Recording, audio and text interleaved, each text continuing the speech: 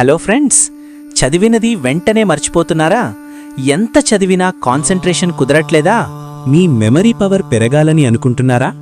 అయితే ఒక చిన్న రహస్యముంది. ప్రాచీన కాలం నుండి జ్ఞానం కోసం జపిస్తున్న ఒక పవిత్రమైన శ్లోకముంది. ఆ శ్లోకాన్ని ప్రతిరోజు 11 సార్లు భక్తితో జపిస్తే మనస్సు ప్రశాంతంగా ఉంటుంది. మేధస్సు పెరుగుతుంది, చదువులో మంచి ఫలితాలు వస్తాయి. ఆ శక్తివంతమైన శ్లోకం ఇదే: ఓం నమో భగవతే దక్షిణామూర్తయే మహ్యం మేధాం ప్రజ్ఞాం ప్రయచ్చ స్వాహ. ఇప్పుడు మనమందరం కలిసి భక్తితో ఈ శ్లోకం జపిద్దాం. ఈ శ్లోకం మీకు ఉపయోగపడితే please like, share and subscribe చేయండి. కమెంట్లో జై దక్షిణామూర్తయే నమః అని భక్తితో టైప్ చేయండి. ఈ వీడియోను భక్తితో చూస్తున్న ప్రతి ఒక్కరికి దేవుని ఆశీస్సులు కలగాలి. ధన్యవాదాలు. నమో భగవతే దక్షిణామూర్తయే మహం మేధాం ప్రజ్ఞాం ప్రయచ్చ స్వాహా. నమో భగవతే దక్షిణామూర్తయే మహ్యం మేధాం ప్రజ్ఞాం ప్రయచ్చ స్వాహా. నమో భగవతే దక్షిణామూర్తయే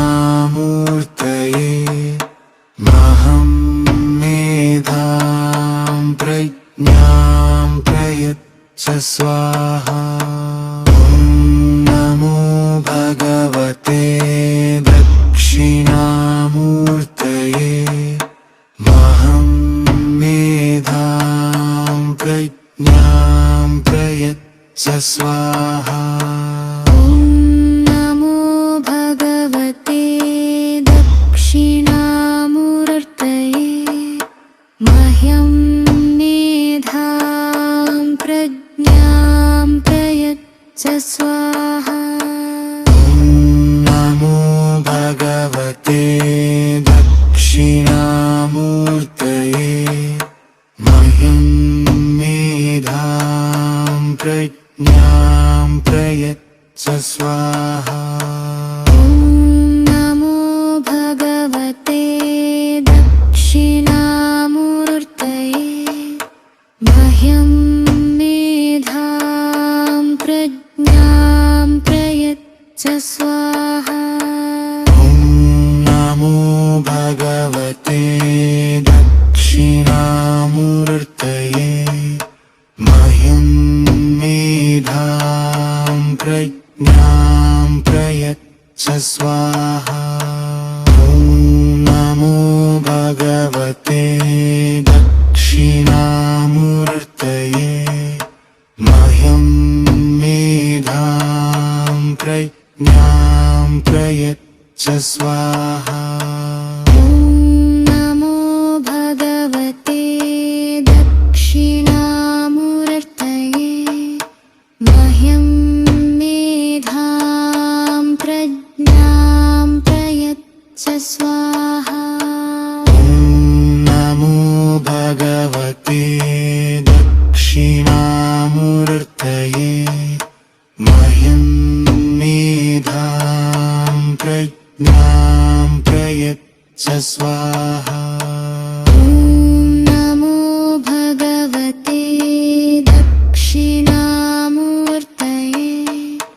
మహ్యం మేధాం ప్రజ్ఞాం ప్రయచ్చ స్వాహా. నమో భగవతే దక్షిణామూర్తయే మహ్యం మేధాం ప్రజ్ఞాం ప్రయచ్చ స్వాహా. నమో భగవతే దక్షిణామూర్తయే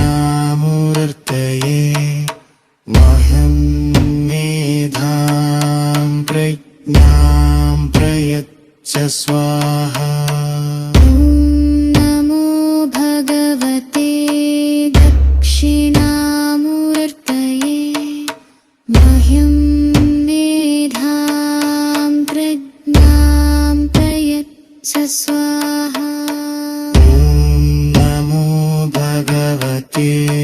दक्षिणामूर्तये मह्यं मेधां प्रज्ञां प्रयच्छ स्वाहा ॐ नमो भगवते दक्षिणामूर्तये मह्यं मेधां प्रज्ञां प्रयच्छ स्वाहा ॐ नमो भगवते दक्षिणामूर्तये मह्यं मेधां प्रज्ञां प्रयच्छ स्वाहा ॐ नमो भगवते दक्षिणामूर्तये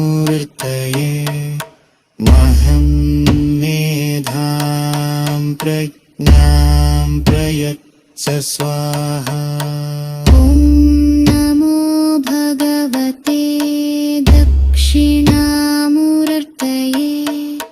मह्यं मेधां प्रज्ञां प्रयच्छ स्वाहा ॐ नमो भगवते दक्षिणामूर्तये